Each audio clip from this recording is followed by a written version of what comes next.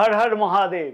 অনেক দুঃখ কষ্ট থেকে মুক্তি পাওয়ার জন্য আজ এক দুর্দান্ত উপায় আমি এখানে শেয়ার করছি তোমাদের সাথে। সেটা অর্থনৈতিক কষ্ট হতে পারে বা আইনি জটিলতা হতে পারে।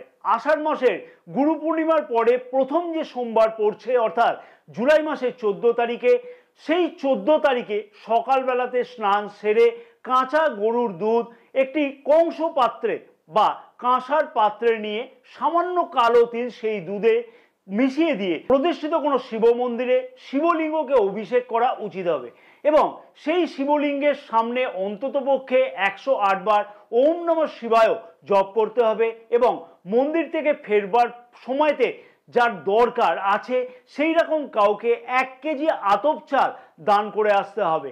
মনে রাখতে হবে যে বাড়িতে শিবলিঙ্গের উপরেতে এই ক্রিয়া কিন্তু করা উচিত হবে না।